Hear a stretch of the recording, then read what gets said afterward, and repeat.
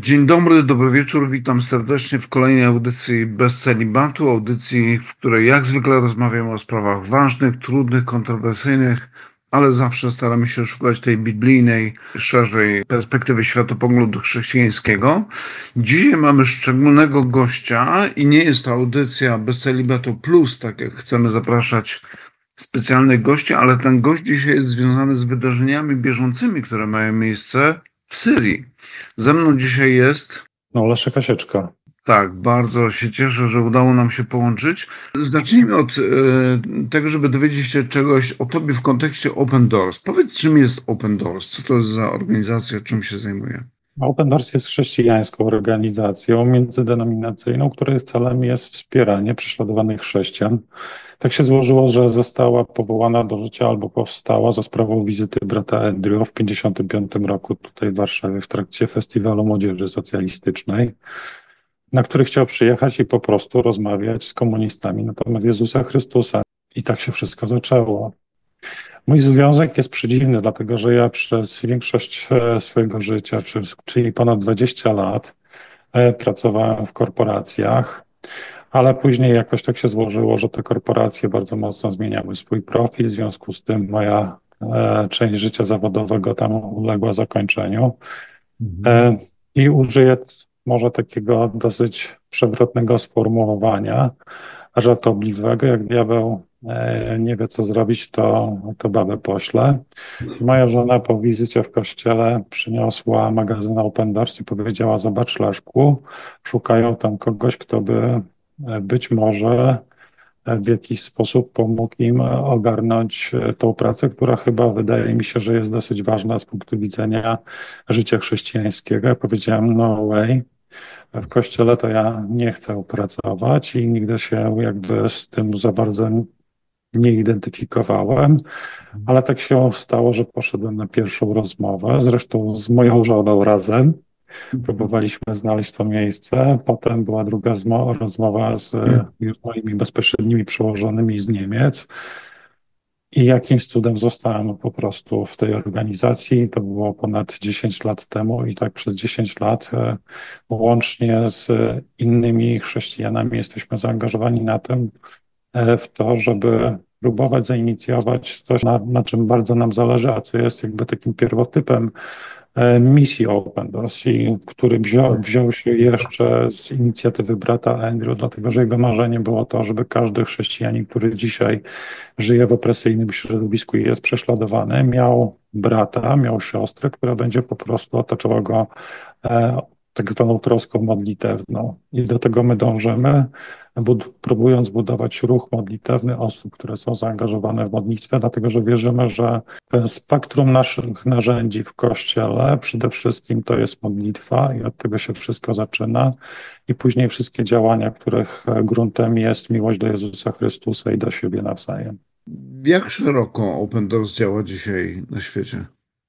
Jeżeli chodzi o Open Doors, dzisiaj pracujemy w ponad 76 krajach.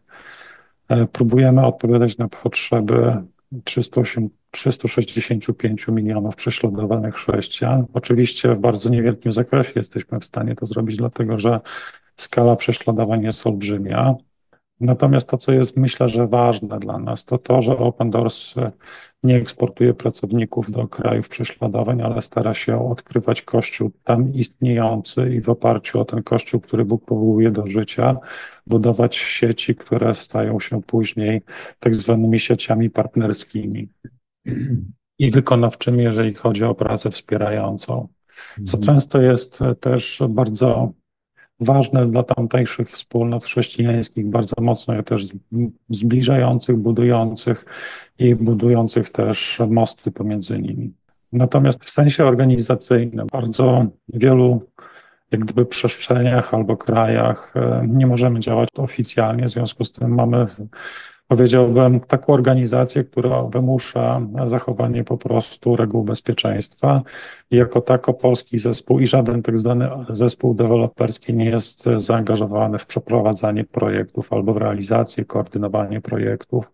Jest do tego wyodrębniona specjalna komórka, która się tym zajmuje i z którą mamy naprawdę bardzo niewielki kontakt.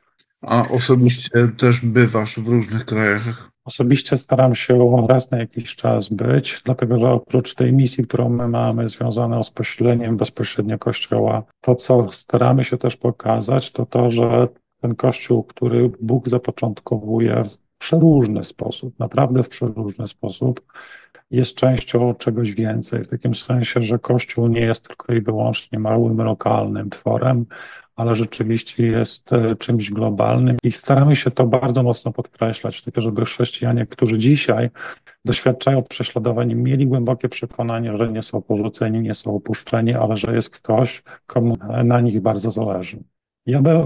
Ja osobiście byłem tuż pod granicą syryjską. To był rok w momencie, kiedy jeszcze Syria po prostu walczyła z państwem islamskim. Do samej Syrii nie mogliśmy wtedy wjechać, dlatego że akurat w Aleppo toczyły się walki i niepewny był los Damaszku. Ale wtedy spotkaliśmy tam kilku ludzi, którzy przyjechało do nas do Libanu, z którymi rozmawialiśmy na temat sytuacji Kościoła w Syrii. I pamiętam to, co było dla mnie znamienne i takie spektakularne, to dwie rozmowy. Pierwsza to była z księdzem rzymskokatolickim, który wyglądał jak pół osoby. Był złamany, widać, że był zmęczony, niewyspany. Był w pewnym sensie wrakiem człowieka. On powiedział takie słowa, które mnie wtedy bardzo mocno ujęły. Mówił trochę o swoim chrześcijaństwie i mówił, że do tej pory mieliśmy też takie przekonanie, że my jesteśmy kolebką chrześcijaństwa, że od nas wszystko się zaczęło. Damaszek, święty Paweł, jego nawrócenie, Mhm. później wielkie przebudzenie i rozlanie się chrześcijaństwa. I to spowodowało też, że ten Kościół otoczył się naprawdę pięknymi artefaktami historycznymi, jeżeli chodzi o chrześcijaństwo.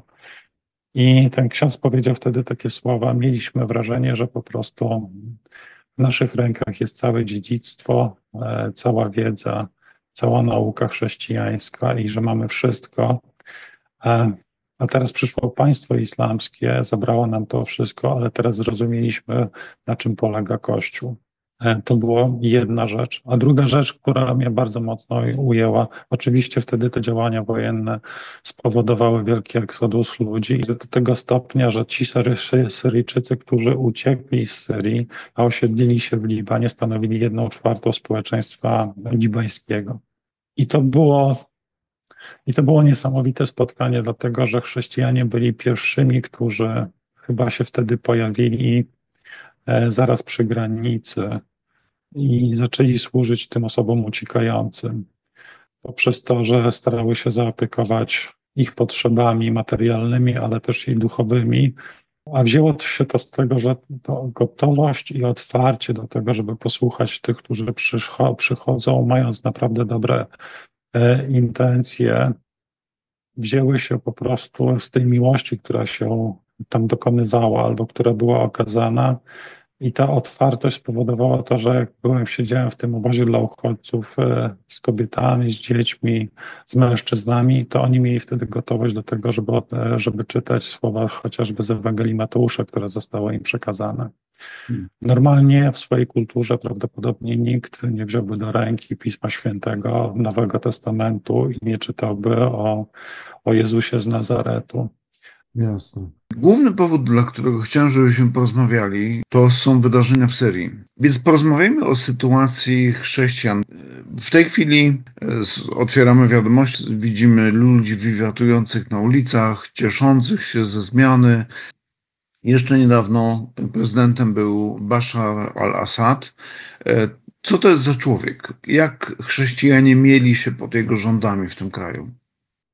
No, w naszej percepcji, tutaj zachodnioeuropejskiej, zdecydowanie był to człowiek, który był w kategorii raczej tyranów, oprawców, Mhm. który trzymał ten rząd bardzo autorytarnie. Natomiast ze względu na swoje powiązania i to religijne, i międzypaństwowe, i powiedziałbym dynastyczne też, dlatego że akurat To nie jest tak, że tylko Bashar al-Assad rządził ostatnio krajem, ale też jego ojciec rządził wcześniej przez praktycznie 30 lat. W związku z tym rządy były utrzymywane przez niemalże 50 lat w ramach jednej rodziny.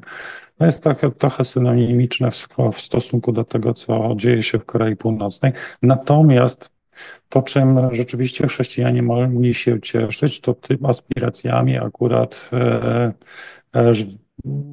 tych przywódców do tego, żeby akurat Syrię uczynić na tle innych państw będących w ramach Bliskiego Wschodu czy krajów arabskich, rzeczywiście krajem nowoczesnym. W związku z tym to była rodzina, która rzeczywiście rozpoczęła ogromny proces transformacyjny Syrii, która była krajem raczej beduińskim, biednym, niezelektryfikowanym i powiedziałbym bardzo analfabetycznym, w kierunku kraju, który będzie rządzony bardziej nowocześnie, będzie niezależny energetycznie, za sprawą chociażby inicjatyw ojca Bashara Assada została wybudowana tama, która pozwoliła zelektryfikować 80% wiosek na przykład, albo doprowadziło do tego, że w zasadzie 100% osób do 18 roku życia nastoletnich miało obowiązek szkolny. W związku z tym to pozwoliło jak gdyby Syryjczykom zmienić się z takiego społeczeństwa, powiedziałbym, bardziej zacofanego w kierunku społeczeństwa nowoczesnego i otwartego na świat. Natomiast ze względu na to, że Syria jest, jak wiele zresztą krajów na Bliskim Wschodzie, bardzo mocno osadzona w kontekście klanowym, powodowało różnego rodzaju napięcia wewnątrz kraju, które niestety miały swoje urzeczywistnienie w wielu powstaniach, w wielu próbach obalenia chociażby rodziny Assadów i odsunięcia ich od władzy.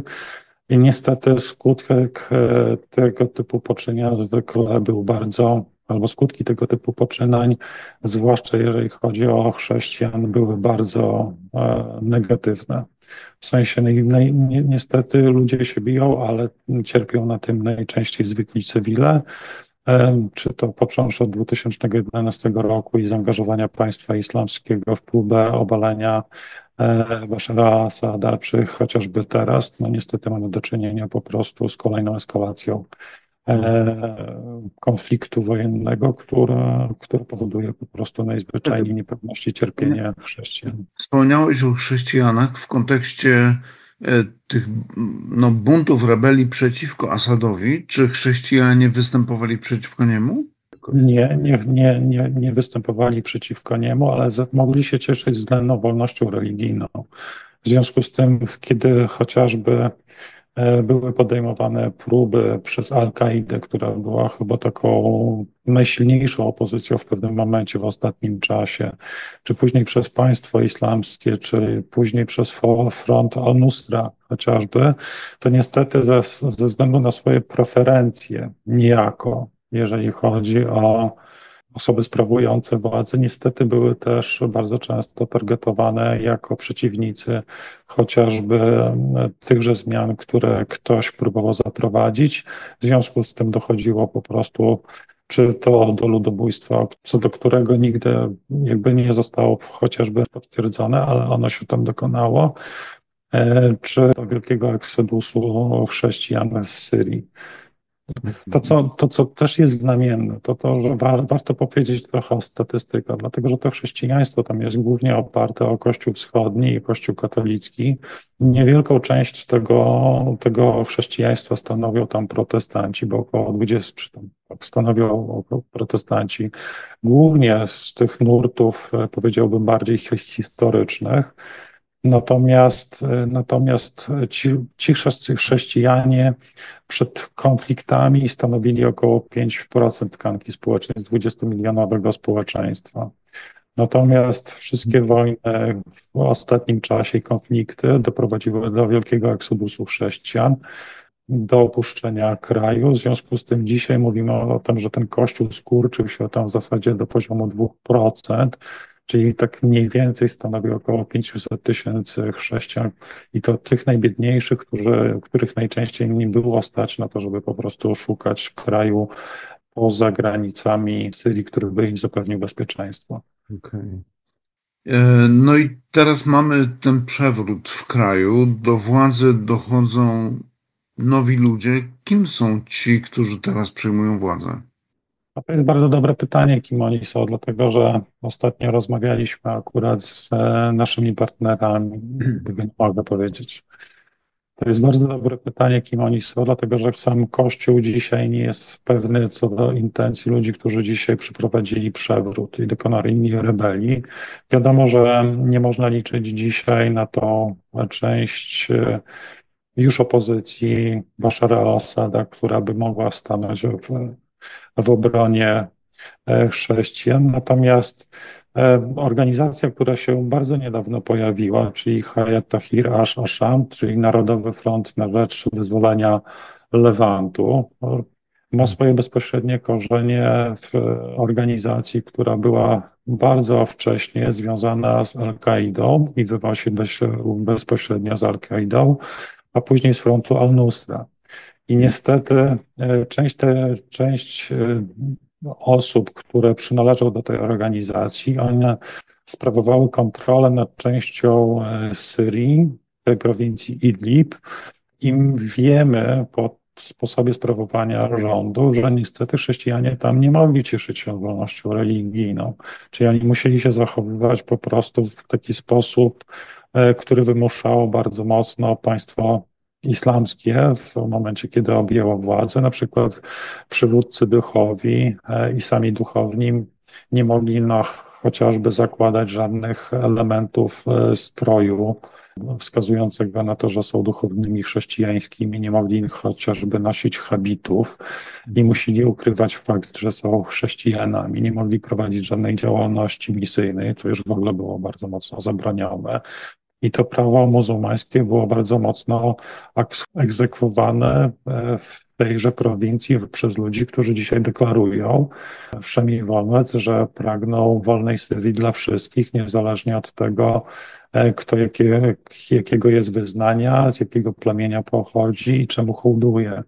W związku z tym dzisiaj chrześcijanie w Syrii są w ogromnym napięciu, bo z jednej strony mamy deklarację nowej grupy politycznej, która pragnie rzekomo wolnej Syrii. Natomiast z drugiej strony widzimy, że po tym, w jaki sposób próbowała rządzić terytoriami na zachód od Idlib, no nie można tego tak do końca traktować poważnie. Dodatkowo jest jeszcze wspierana sama w sobie przez Syrię, przez Turcję i przez inne kraje arabskie, chociażby jak Arabię Saudyjską, które są krajami stricte sunnickimi, które ewidentnie po prostu dążą do konfrontacji z szyickim Iranem. W związku z tym dla samych chrześcijan Leszku, jedno zdanie wyjaśnienia, bo kiedy my myślimy o islamie, to wydaje nam się, że zresztą muzułmanie podkreślają to, wy chrześcijanie jesteście podzieleni, a my muzułmanie stanowimy jedność i jesteśmy tutaj jednością. Wydaje się, że w Syrii właśnie tak nie jest. Kim są ci, którzy do władzy doszli? Czy oni są z jednej opcji religijnej? Jak to jest z tymi podziałami tam w islamie? Na Bliskim Wschodzie mamy do czynienia w ogóle z konglomeratem wielu konfliktów na tle religijnym w ramach samego islamu. Dlatego, że sama rodzina Bashara al-Assada była, o ile dobrze pamiętam, byli traktowani alawitami. Oni przez wyznawców islamu sunnickiego byli traktowani jako heretycy. W związku z tym nigdy nie mogli liczyć na akceptację akurat tej części wyznawców islamu i musimy powiedzieć, że to są właśnie takie kraje jak chociażby Turcja, jak Arabia Saudyjska, jak Katar, jak Zjednoczone Emiraty Arabskie. Z drugiej strony mamy takie kraje chociażby jak Iran, który dominuje w pewien sensie w regionie i on jest w pełni szyicki. Oczywiście, jeżeli chodzi o szyizm i sunnizm, no to chodzi o to, kto jest bardziej wierny.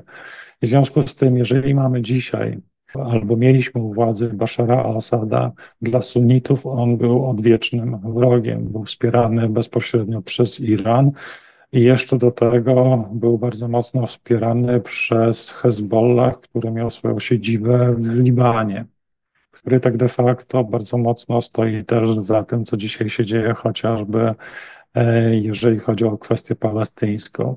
Także tutaj prawdopodobnie będziemy mieli do czynienia z taką sytuacją, że pomimo tego, że doszli do władzy sunnici, to nie będzie w żaden sposób skutkowało ani pokojem, ani odwilżą, ani zmianą relacji. To napięcie się będzie cały czas potęgowało ze sprawą chociażby tego odwiecznego konfliktu na tle religijnym, który towarzyszy wyznawcom islamu.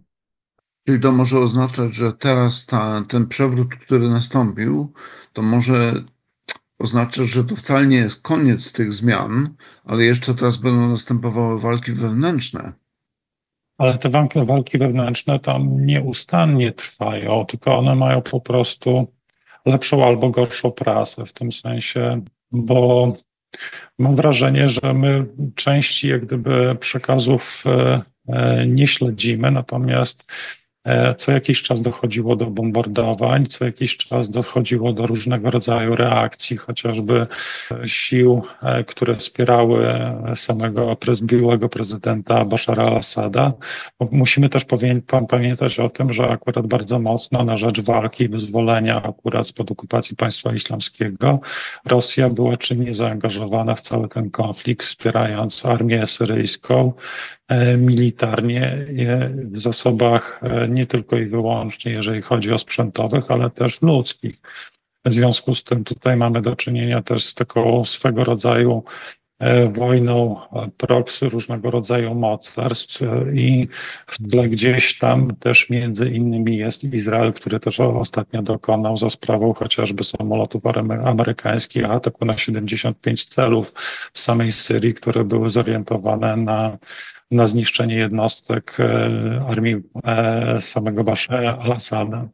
W związku z tym to jest bardzo ciekawe, co tam się dzieje, natomiast no, definitywnie cała ta sytuacja jeszcze bardziej osłabi Syrię na tle całego regionu i prawdopodobnie spowoduje to, że być może przez chwilę Izrael będzie mógł się poczuć trochę bardziej pewnie.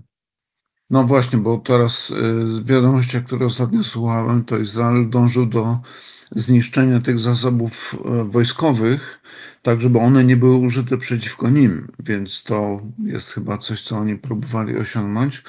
A z drugiej strony też tak myślę sobie, że ta wojna na Ukrainie, która jest w tej chwili, która pochłania olbrzymie zasoby rosyjskie, spowodowało osłabienie zaangażowania Rosji na terenie Syrii, co wykorzystali ci radykalni muzułmanie. No i oczywiście dążąc do przejęcia władzy. Chociaż tam jest bardzo ciekawa sytuacja i myślę, że w pewien sposób jest dosyć analogiczna do tego, co jakiś czas temu obserwowaliśmy w Afganistanie, że ja mam wrażenie, że Rosjanie wcześniej już wiedzieli, do czego może dojść, wycofując część swoich jednostek, swojej floty i swoich żołnierzy i sprzętu, jakby robiąc trochę miejsce akurat przedstawicielom organizacji Hayat Tahrir al-Sham. I mam wrażenie, że po prostu to, co wcześniej było niemożliwe, w tym momencie jakimś cudem po prostu nastąpiło bardzo szybko, bez jakiegokolwiek większego oporu, bo musimy pamiętać, że tak naprawdę rebelianci zdobyli 3 duże miasta bez jakiegoś większego oporu, w tym, że stolicę kraju już sam Damaszek. I to wszystko zadziało się niemalże w ciągu 1 tygodnia, więc to jest nieprawdopodobne, nie do pomyślenia i mam wrażenie, że po prostu tutaj doszło do jakiejś zmiany sceny, która niekoniecznie ma swoją przyczynę w jakichś działaniach spontanicznych, ale coś za tym być może szerszego stoi. No i ja jestem ciekawy, jak to się przełoży na konflikt samego Izraela, bo trochę mam wrażenie, że no, zwykle takie wojny są wspierane przez obce mocarstwa, które niekoniecznie są przyjaciółmi Izraela Izrael co prawda zniszczył sporo tych zasobów militarnych na terenie Syrii, ale wydaje mi się, że to jeszcze nie koniec. Mnie się też tak wydaje. Ponadto ja sobie myślę, że tak w obrębie samego islamu oczywiście mamy do czynienia z tym odwiecznym konfliktem pomiędzy sunnitami i szyitami, i alawitami i innymi jeszcze mniejszymi, pomniejszymi frakcjami. Natomiast nikt i nic tak skutecznie nie jednoczyło po prostu muzułmanów, jak ten sam wróg. I tutaj niezależnie od tego, czy mamy do czynienia po prostu z szyickim Iranem, czy z sunnickimi krajami, to Izrael zawsze będzie pozostawał wrogiem tychże wszystkich krajów. Czy spotkałeś się z jakimiś reakcjami samych chrześcijan z Syrii? Jak oni oceniają tę sytuację? No są przerażeni w tym sensie, że i to przerażenie może nie jest bezpośrednim wynikiem tego, że czują bezpośrednie zagrożenie ich życia, ale niestety ponownie mają bardzo dużo wątpliwości i pytań co do przyszłości tego narodu, dlatego że przez ostatnie kilka lat Syria próbowała stanąć na nogach po tej wojnie. Ona, powiem tak, wojna zniszczyła w zasadzie całe pokolenie, doprowadziła do zmiany demografii tego kraju, do zmiany gospodarki. Na Syrię zostały nałożone sankcje. W związku z tym funkcjonowanie w kraju, który próbuje być rządzony w sposób trochę socjalistyczny, ale trochę otwierając ten rynek, ale z drugiej strony bardzo odizolowany od innych krajów, z którym tak de facto nie da się prowadzić dzisiaj interesów ze względu na bariery ekonomiczne, powodowało to, że Syryjczycy bardzo mocno zubożeli. To doprowadziło oczywiście do tego, że wielu chrześcijan opuściło samą Syrię i wyjechało do krajów Europy Zachodniej. Dzisiaj są naszymi sąsiadami. Może nie w Polsce, ale w innych krajach Europy Zachodniej. I dzięki Bogu za to, że udało im się wyjechać i oni dzisiaj realnie też są w stanie wspierać swoje rodziny tam na miejscu.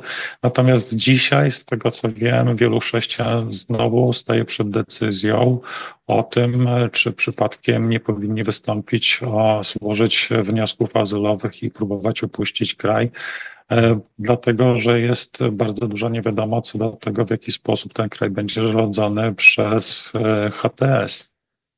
No, już nawet w tej chwili słuchałem chyba dzisiaj rano jeszcze jakiś profesor, który z Syrii, który wykłada na którejś z uczelni w Polsce, mówi, że ma bardzo mieszane uczucia. Mówi, z jednej strony, no, ten reżim Asadów został obalony, ale z drugiej strony to wcale nie oznacza, że będzie dużo lepiej, ponieważ ten radykalny islam może chcieć przeprowadzać swoje cele religijne właściwie i oczywiście polityczne też.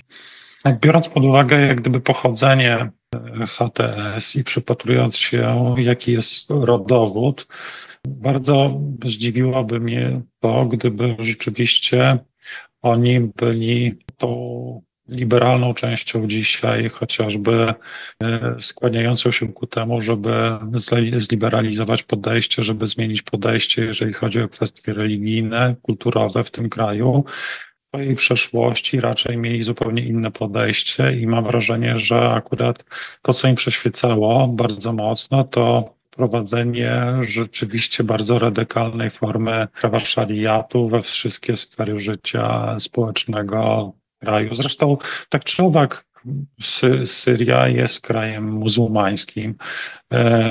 No, niemuzułmanin nie mógł stać na czele rządu, w związku z tym tutaj tego się pilnowało. Natomiast ta zmiana, która teraz zaszła, myślę, że może spowodować po prostu bardzo pogorszeniem sytuacji, zwłaszcza chrześcijan.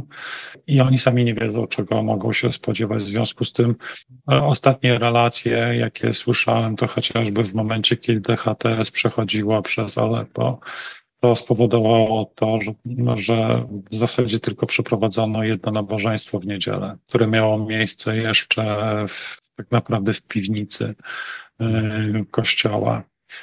Chrześcijanie nie zdecydowali się po prostu wyjść na ulicę, pójść i przeprowadzić swoje nabożeństwa, przeprowadzić swoje liturgie ze względu na zaistniałą sytuację, co tylko może potwierdzać ich głębokie obawy co do intencji samych członków HTS.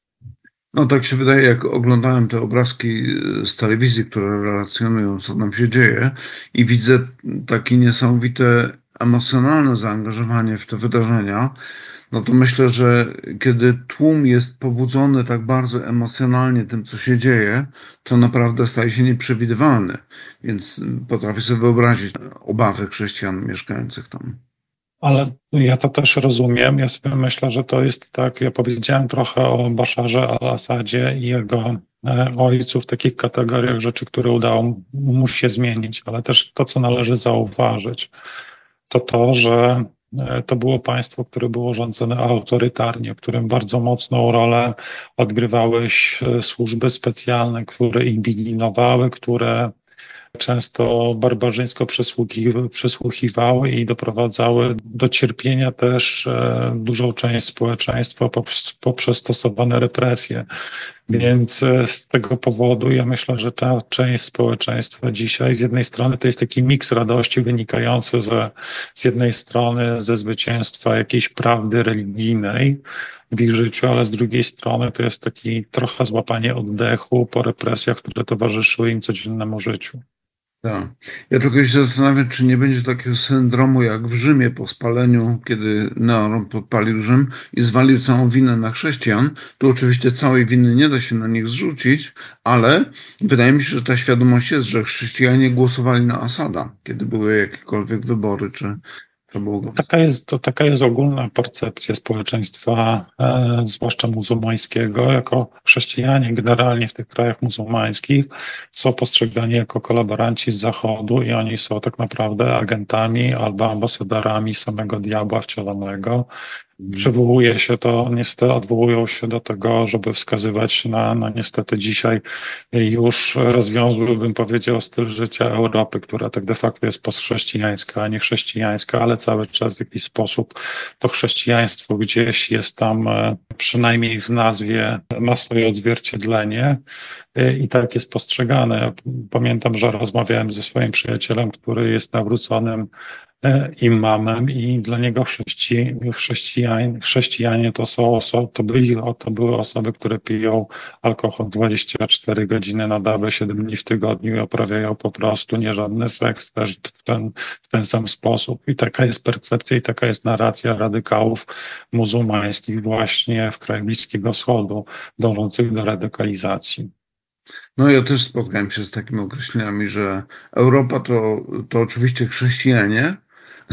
Kiedy my patrzymy jako chrześcijanie na Europę, myślimy sobie, już jesteśmy daleko, daleko za chrześcijaństwem albo obok gdzieś tam. No tak, tak. Myślę, że kulturowo zbliżamy się po prostu do ery znowu neopogaństwa. Pytanie, co to przyniesie, albo jakie to wyzwania dzisiaj stawia Kościołowi sensu stricte, bo musimy szukać po prostu języka i nowego sposobu próby przedstawienia karygmatu w świecie, który jest jednak trochę inny niż ponad 2000 lat temu. Powiedz mi jeszcze, nie wiem, czy Open Doors ma swoje badania, swoje statystyki, jest prowadzony coś w rodzaju taki indeks prześladowań. Jak Syria wypada w takim indeksie? No, Syria jest w pierwszej dziesiątce Światowego Indeksu Prześladowań ze względu. W ogóle zachęcam do odwiedzenia naszej strony internetowej, bo my tam po prostu zawarliśmy bardzo dużo informacji na temat wydarzeń w danym kraju i przyczyn prześladowań i skali prześladowań, jeżeli chodzi o poszczególne kraje. Natomiast Syria jest w pierwszej dziesiątce Światowego Indeksu Prześladowań, albo może nie jest w pierwszej dziesiątce, ale jest w grupie krajów, w których prześladowania my określamy skalą ekstremalnych, czyli dlatego, że przygotowując Światowy Indeks Prześladowań, staramy się go w jakiś sposób zindeksować w oparciu o też wywiady ankietowe, które przeprowadzamy z przedstawicielami wyznań chrześcijańskich w danym kraju, próbując zgromadzić jak najwięcej danych. W związku z tym później te dane są agregowane i biorą pod uwagę wolność religijną w trzech obszarach, na którą chrześcijanie mogą liczyć, czyli w obszarze życia indywidualnego, w rodzinie, w społeczeństwie, w państwie prawa i biorąc pod uwagę jeszcze piąty element, czyli przemocy. To wszystko jest później agregowane do liczbowego indeksu i Syria zajęła 12 miejsce, natomiast to oznacza, że ona ma wynik powyżej 80 punktów. Czyli, czyli po prostu jest w tym gronie krajów, w których chrześcijanie są prześladowani zdecydowanie najsilniej. I ja sobie myślę, że my czasami mamy takie wrażenie, że jeżeli jest ciemność, jeżeli jest ból i cierpienie, to to są takie rzeczy, które wskazują, że Boga nie ma. Ja mam wrażenie, że Bóg jest bardziej obecny przy nas w tych ciemnych dolinach, niż my jesteśmy sobie w stanie to wyobrazić. I On cały czas pracuje i dokonuje swoich rzeczy, niezależnie od tego, ile niegodziwości, nieprawości i ile zła dzisiaj dokonuje się na świecie. Jaki jest adres strony, gdzie można znaleźć te wszystkie informacje? Informacje można znaleźć na naszej stronie www.opendoors.pl. Jeżeli ktoś by się chciał zapoznać z wynikami Światowego Indeksu Prześladowań, to należy otworzyć zakładkę prześladowania i tam już będzie mapa prześladowań chrześcijan na całym świecie. A powiedz z twojej perspektywy, jak masz na tyle, na ile masz wgląd w te kraje prześladowania, szczególnie myślę teraz o krajach islamskich, muzułmańskich.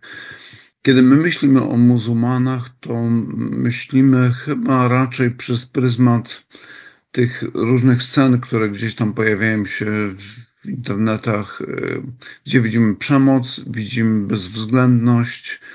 Czy znasz historię, gdzie Ewangelia, gdy dociera do muzułmanów, oni się naprawdę nawracają? Czy to są ludzie niezdolni do nawrócenia? Oczywiście, że są zdolni do nawrócenia. Nawet opowiadałem właśnie o tym moim przyjacielu, który był imamem, który przyjechał, został wysłany z Pakistanu do tego, żeby tutaj zakładać meczety. Robił to w Grecji i w Grecji się nawrócił. Ale nawrócił się w bardzo, powiedziałbym, spektakularny sposób, bo z jednej strony to była taka współpraca Pana Boga przez człowieka i w bardzo dużej transcendencji, w takim sensie, że on miał doświadczenie wizji Chrystusa, który do niego przychodzi i który mówi, że wskazuje mu, że ja mam wszystkie bogactwa świata. To jest u mnie. Jeżeli chcesz zdobyć bogactwo, to tylko może być, to tylko zdobędziesz je u mnie. A z drugiej strony to było też takie doświadczenie Kościoła, dlatego że on wynajmował pokój u rodziny chrześcijańskiej i ta rodzina chrześcijańska swoją miłością, swoim ciepłem i swoją delikatnością i cierpliwością i chęcią jak gdyby wskazywania, a nie tylko i wyłącznie perswadowania bardzo mocno słownego na temat prawdy, przekonała go do tego, że Chrystus jest prawdziwy.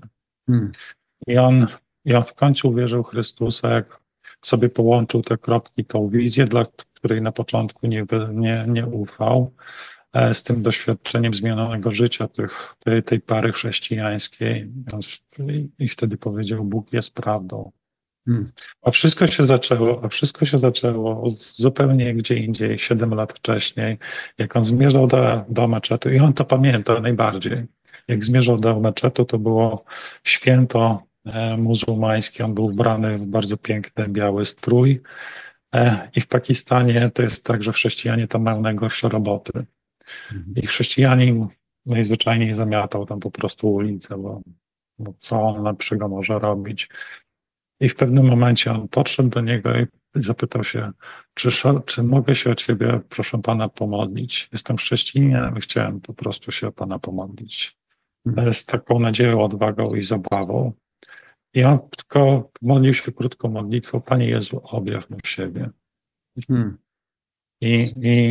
I Harun w tym momencie, jak on się o niego pomodlił, mówi, normalnie to bym się na to nie zgodził, ale że było święto muzułmańskie, chciałem okazać mu miłosierdzie i pokazać to, że rzeczywiście jestem dobry. I po 7 latach on spotkał Chrystusa. I to spotkanie tak bardzo go zmieniło, że rodzina 4-krotnie próbowała go zamordować. Dzisiaj jest na niego za jego zabicie nagroda w wysokości 1 miliona euro, dlatego że on nie był po prostu osobą, która nie była rozpoznawalna i nieznacząca w swoim kraju. Rodzina wybudowała mu w Pakistanie grób, który można pójść i zobaczyć. pogrzebała go tam po prostu żywcem. I to, co on robi dzisiaj tutaj, to ilu ludzi przyprowadza do Chrystusa, jest dla mnie po prostu niebywałe. Uciekając w zasadzie dzisiaj z miasta do miasta, próbując chronić swoją rodzinę tutaj, żyjąc dla Pana Boga i pozyskując ludzi dla Chrystusa i mówiąc, że On jest realny. Więc ja sobie myślę, że kiedyś tak jak Europa była misyjna i myśmy wysyłali mnóstwo misjonarzy na cały świat, to ja mam wrażenie, że to, co w jakiś sposób Pan Bóg wykorzystuje, niestety, albo próbuje transformować tą niegodziwość w dobro, to przynajmniej właśnie w taki sposób, że ci ludzie, którzy bardzo często są zmuszani, albo którzy są oprawcami, oni się nawracają i tutaj w Europie nam głoszą Chrystusa, mówiąc, że On jest realny, mówiąc o tym, że jest żywy i że to nie jest tylko i wyłącznie fikcja, to nie jest tylko i wyłącznie religia. Także muzułmanie się nawracają się inaczej niż my, powiem szczerze. I to też nawrócenie też nie jest często takim nawróceniem. Ja nabrałem trochę pokory, w takim sensie, że jak byliśmy w Etiopii, siedzieliśmy sobie tam po prostu z ludźmi stamtąd, przyjechał do nas też imam, praktykujący imam z tej części Somalilandu, czyli tej części bliżej sąsiadującej z Somalią. I on opowiadał o swoim chrześcijaństwie. On opowiadał o tym, że on jest wierzącym Jezusa, że że Chrystus jest Bogiem, że on głosi, próbuje rozmawiać ze swoimi wiernymi i pokazywać poprzez Koran, że Chrystus jest Bogiem. I mówię, tak długo chcę to robić w dyskretny sposób, jak to jest możliwe.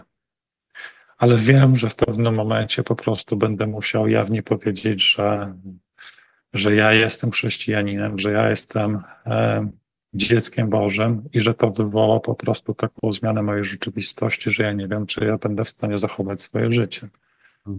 W tym świecie, w którym jest wiele niesprawiedliwości i wiele bólu i cierpienia, ja sobie myślę, że Bóg pozostaje cały czas po prostu wierny i że nawet każdą niegodziwość i każde nieszczęście, które dokonuje się na Bożym ludzie, Bóg cały czas jest w stanie transformować w jakieś dobro. I to dobro chociażby było w tym życiu księdza Itzhaka, bo on się tak miał na imię, że on zrozumiał po prostu, że Chrystus jest centrum. Że nie tylko i wyłącznie, nie tradycja, nie dziedzictwo, nie artefakty, nie stare pisma, ale że jest coś więcej.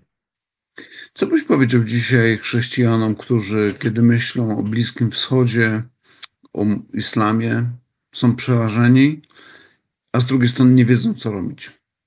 Ja powiem tak, to czym ja ostatnio może bardzo żyję, że mam wrażenie, że my w naszym chrześcijaństwie po prostu z tego dobrobytu troszeczkę się gdzieś czasami pogubimy albo zmieniają nam się za bardzo mocno proporcje tego chrześcijaństwa.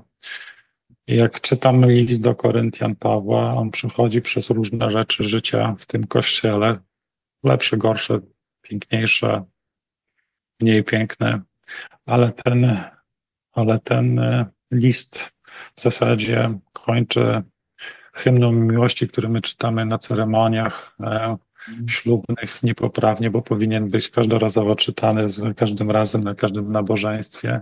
Bo sobie myślę, że to jest wyzwanie po prostu dla Kościoła, w jaki sposób powinien dzisiaj wobec siebie tutaj się traktować i w jaki sposób powinien się też odnosić do tych, którzy być może są z innej kultury, być może to chrześcijaństwo jest według nas bardziej skarłowaciałe, mniej dojrzałe, gorsze, mniej elokwentne, ale sobie myślę, że ale wszystko, co może spowodować to, że my wskażemy na Chrystusa, to jeżeli będziemy cierpliwi, to że jeżeli będziemy miłosierni, to że będziemy po prostu z troską o siebie nawzajem zabiegać, że będziemy bardziej wspierający i mniej gotowi do tego, żeby kruszyć kopie, a bardziej gotowi do tego, żeby się uniżać jednym przed drugim, po to, żeby wskazać na tego, który nam daje siłę do tego, by to zrobić.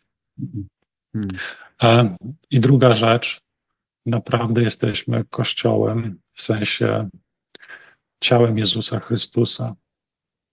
Ja sobie myślę, że ten obraz też Pawła zresztą jest dla mnie bardzo znamienny, bo jeżeli jak ja się uderzę w kolano, w ramię, w cokolwiek, to ja to czuję. Pytanie, co nam przeszkadza dzisiaj w tym, żebyśmy poczuli czyjś ból, czyjeś doświadczenie smutku, albo czyjeś doświadczenie radości. Bo to też się z tym wiąże. Nie chodzi o tylko, żeby odczuwać czyjś ból i czyjeś złe doświadczenia, ale też doświadczać, być współczujnym, jeżeli chodzi o dobre rzeczy. I przynajmniej ja mam dzisiaj, jeżeli chodzi o siebie, po prostu takie dążenie, żeby rozwijać w sobie na tyle, na ile to jest możliwe, wrażliwość. Gotową do tego, żeby spróbować pomyśleć trochę dłużej na temat tego, co ci ludzie mogą czuć, jak oni mogą przeżywać, próbować wejść trochę ich buty. Szybka kultura, w której dzisiaj żyjemy, albo ta zmienność, ta kultura instant nam nie pozwala dzisiaj nawet stanąć przy samych sobie. W związku z tym, jak możemy zareagować tak, jak chciałby tego Chrystus, nie wiedząc, co oni odczuwają. Więc zachęcam też wszystkich do tego, żeby pielęgnowali tą kulturę taką wrażliwości, czułego patrzenia na siebie, szukania najpierw dobra, a nie tylko i wyłącznie szukania racji. I oni naprawdę nas potrzebują. Naprawdę chrześcijanie dzisiaj, ci prześladowani, oni nas potrzebują przede wszystkim naszych modlitw, które jest moim zdaniem niedocenianym zasobem Kościoła. My często wolimy dać pieniądze, bo nie wierzymy już w modlitwę, że ona jest w stanie cokolwiek zmienić.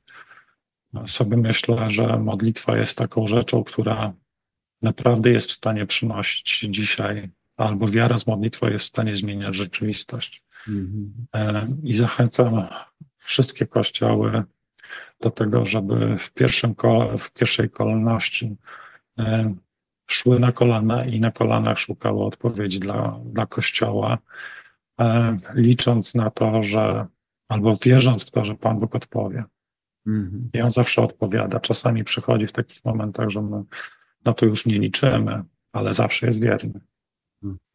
Powiedz jeszcze, bo wiem, że drukujecie materiały, które chyba można zapisać się z prośbą o uzyskanie. Na naszej stronie można się zapisać do tego, żeby stać się częścią ruchu modlitewnego. Można zamówić bezpłatnie nasz magazyn Open Doorsowy, w którym opisujemy też historię prześladowanych chrześcijan, które do nas docierają od chrześcijan, którymi się też bardzo często my opiekujemy, albo w zasadzie nasi partnerzy, czyli partnerzy modlitewni, bo my nie jesteśmy w stanie zrobić więcej od tego, ile środków jesteśmy w stanie też pozyskać po prostu bezpośrednio od Kościoła.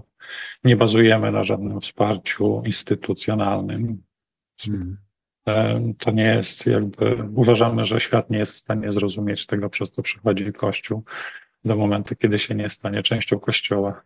I tylko Kościół w stanie jest najlepiej odpowiedzieć i zrozumieć po prostu to, z czym prześladowania są związane, więc tam można zamówić magazyn nasz Open Doorsowy, na pierwszej stronie zresztą już.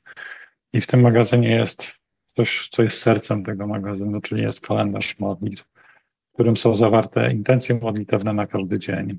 O konkretne osoby, konkretne sytuacje, konkretne kraje. Ja lubię sobie wyobrażać różne rzeczy i sobie myślę, że Open Doors ma kilka oddziałów już w Europie i te same intencje towarzyszy w każdym jednym kraju nam, że chcemy, żeby po prostu każdy prześladowany chrześcijanin miał swojego brata, siostrę, która będzie się za niego modliła i wstawiała. I sobie myślę, że czasami to może skutek jest taki tego, co robimy, że w tym samym dniu tą samą osobę w Polsce na przykład mamy około, myślę, 15 000 takich partnerów modlitewnych. To może skutek jest taki, że 15 000 osób codziennie wspomni daną osobę, daną sytuację przed Panem Bogiem. I dla mnie to jest po prostu znamienne. Tak. Super, Leszku, bardzo dziękuję za tę rozmowę. Mam nadzieję, że wielu naszym słuchaczom trochę rozjaśniliśmy sytuację, jaka ma miejsce w Syrii, ale w ogóle sytuację, w jakiej jest Kościół, szczególnie Kościół prześladowany. No i oczywiście zachęcamy do odwiedzenia strony opendoors.pl, tak? Zachęcamy do odwiedzenia strony i zachęcamy też ja zachęcam gorąco do modlitwy za sytuację i za rozwój wydarzeń w Syrii. O mądrość dla tamtejszych przywódców, o odwagę dla tamtejszego kościoła, o, o nawrócenie dla tych, którzy będą po prostu też mieli złe intencje względem kościoła i o to, żeby rzeczywiście Pan Bóg dalej pozwalał odbudowywać się temu narodowi i też, żeby to poznanie Jego imienia było szeroko dostępne w tym kraju. Super. Jeszcze raz bardzo dziękuję za rozmowę. Dziękujemy naszym słuchaczom za obejrzenie do końca i do zobaczenia za tydzień albo w najbliższym odcinku Bez Celibatu Plus. Do zobaczenia. Do zobaczenia i dziękuję.